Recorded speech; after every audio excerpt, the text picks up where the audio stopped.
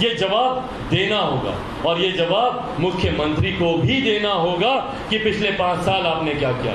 फरेब से आप 15 साल तक मुख्यमंत्री बनते आए, पर अब मुख्यमंत्री का बनना असंभव है। इसीलिए मेरी टैगलाइन, एक जो हैशटैग भी हम लोगों ने शुरू किया है, असंभव नीतीश, असंभव नीतीश, असंभव नीतीश। उनके रहते हुए बिहार का विकास भी असंभव है और जागरूक बिहारियों के रहते हुए मुख्यमंत्री का दोबारा मुख्यमंत्री बनना भी असंभव है। अब अगर आप लोग के इसके बाद भी कोई सवाल बाकी हो तो पूछें।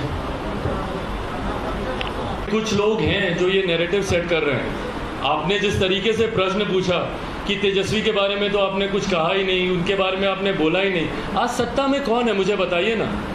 सवाल सत्ता से किया जाता है कि विपक्ष से किया जाता है। ताज्जुब होता है मुझे ऐसे प्रश्नों पर जब 15 साल कोई शासन करने के बाद बोलता है कि लालू जी ने अस्पताल क्यों नहीं बनाया। भाई आप मुझे बताइए ना, 15 साल से मुख्यमंत्री आप हैं, आपकी जवाबदेही बनती है कि आप बताइए कि आपने 15 साल में आपने क्यों नहीं अस्पताल बनाया। सवाल सत्ता से किए जाते हैं। आज इररेलेवेंट है मेरे लिए विपक्ष, कांग्रेस की बात हो, राजद की बात हो, इररेलेवेंट है क्योंकि 15 साल से ये लोग काम कर रहे हैं। जवाब इन लोग को देना पड़ा। अगर कुछ लोग ये नैरेटिव सेट कर रहे हैं कि क्या बाद में महागठबंधन के साथ चिराग पासवान हाथ मिला लेंगे, तो आपके पूछने से पहले मैं इस प्रश्न का जवाब दे दूं कि लोक जनशक्ति पार्टी ने कभी भी पोस्ट पोल अलायंस नहीं किए। 2000 में हमारी पार्टी बनी, 2004 के लोकसभा चुनाव हो, 5 के विधानसभा के हों, 9 के लोकसभा के हों, 10 के विधानसभा के हों, 14 के लोकसभा के हों, 15 के विधानसभा के हों, 19 के लोकसभा के चुनाव हो, कोई भी चुनाव उठा के देख लीजिए, हम लोगों ने कभी पोस्ट पोल अलायंस नहीं किया। इसकी सरकार बनेगी इसलिए इसका समर्थन कर दें, हमने कभी नहीं किया।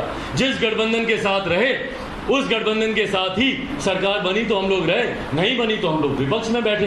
आज भी मैं इस बात को बोलता हूं कि मैं हमारे प्रधानमंत्री जी की विकास की सोच के साथ जुड़ा हुआ हूं। तो महागठबंधन या राजद के साथ जाने की बात ही कहां से आती है, कहां से ये प्रश्न उठा है। कुछ चैनल ये नैरेटिव भी सेट कर रहे हैं कि ये दोनों साथ आएंगे, 2 युवा साथ आएंगे, नए समीकरण होंगे। क्यों होंगे भैया? मैं प्रधानमंत्री की विकास के सोच के साथ में जुड़ा हुआ हूं। हाँ, अगर किसी और को भी उनकी सोच के साथ जुड़ना है तो स्वागत है, आए प्रधानमंत्री की सोच के साथ जुड़े, विकास की राह पर आगे एक साथ मिलकर बिहार को जो भी लेकर जाना चाहता है लेकर जाए। बिहार फर्स्ट, बिहारी फर्स्ट के साथ जो जुड़ना चाहता है जुड़े, पर मैं किसी के साथ सरकार बनाने के लिए गठबंधन करूं नहीं। 10 तारीख को, आज ही मैं इस बात को कहता हूं, 10 तारीख को पुनः मुझसे पूछेगा, मैं संकल्पित हूं कि डबल इंजन की सरकार बिहार में बने। केंद्र में जैसे भाजपा के नेतृत्व में सरकार चल रही है वैसे ही बिहार में भी भाजपा के नेतृत्व में भाजपा लोजपा सरकार बने, ये मेरा लक्ष्य है। देखिए कैसे अधर में लटके हुए हैं। सिर्फ योजना बनाने से नहीं होता, उसके लिए राजस्व भी तैयार करना होता है, उसके लिए उसके ऊपर स्टडी करने की जरूरत है। पढ़े लिखे हमारे मुख्यमंत्री इंजीनियर हैं और उसके बाद इनके इंजीनियर मुख्यमंत्री के रहते हुए हमारे पुल टूट जाते हैं, पुल धराशायी हो जाते हैं। बताइए, अभी तक उसमें यातायात शुरू नहीं हुआ, पुल टूटने लग गए। तो जब तक कागज में ये अधिकारियों के साथ बैठकर ये सारी चीजें करते रहेंगे, हमारा प्रदेश ऐसे ही बर्बाद होता रहेगा। जनता के बीच जाइए मुख्यमंत्री जी, छोड़िए उड़न खटोलों को, छोड़िए हेलीकॉप्टर को, सड़क मार्ग से निकलिए जनता के बीच में। आज मैं आपको कह रहा हूं कि चिराग पासवान सड़क मार्ग से जा रहा है, मेरी पार्टी के तमाम बाकी के नेता हेलीकॉप्टर से जाएंगे, प्रचार करेंगे। समय कम है, इसीलिए हम लोग को प्रैक्टिकल होकर भी काम करने की जरूरत है। प्रचार में समय कम है, मेरे तमाम नेता जाएंगे हेलीकॉप्टर से, पर चिराग पासवान सड़क मार्ग से जाएगा। और मैं चाहता हूं कि मेरे मुख्यमंत्री एक बार तो निकले सड़क मार्ग से, बिना रूट लगाए हुए जनता के बीच जाएं। बोलते हैं कि भैया पटना के किसी भी कोने से, एक कोने से दूसरे कोने में 4 घंटे में, 4.5 घंटे में पहुंच जाएंगे। भाई आप जाके दिखाइए, यहाँ से गोपालगंज जाके दिखाइए, यहाँ से सीमांचल के इलाके में सड़क की हालत देखिए कैसी है। जिसको आप गिना रहे हैं आप जाकर देखिए, एक दिन में भी अगर आप पहुंच गए तो जो आप कहेंगे मैं हारने को तैयार हूं। इस बदहाल स्थिति में आप हमारे प्रदेश को ले आए हैं और उसके बाद आप कहते हैं कि भैया हमने तो इतना विकास किया। कुछ लोगों को विकास दिखता ही नहीं है, कुछ लोग तो जानता ही नहीं है, कुछ लोग तो पढ़ता ही नहीं है। भाई पढ़ते हैं हम लोग, युवा मूर्ख नहीं है बिहार का जो आप दिखाना चाहते हैं। बार बार युवाओं को लेकर आप बोलते हैं कि भैया अनुभवहीन है, पढ़ता नहीं है, जानता नहीं है। नहीं है भैया, बिहार के युवा अनुभवहीन, जानकार हैं, जागरूक हैं। मत हम लोग के ऊपर इस तरीके के लालछन लगाइए, मत हम लोग के ऊपर इस तरीके के आरोप लगाइए। हम जानते हैं कि आपकी युवा विरोधी सोच है, पर आज की तारीख में जो बिहार का युवा है वो अपने हक अधिकारों के लिए लड़ना जानता है, जागरूक है।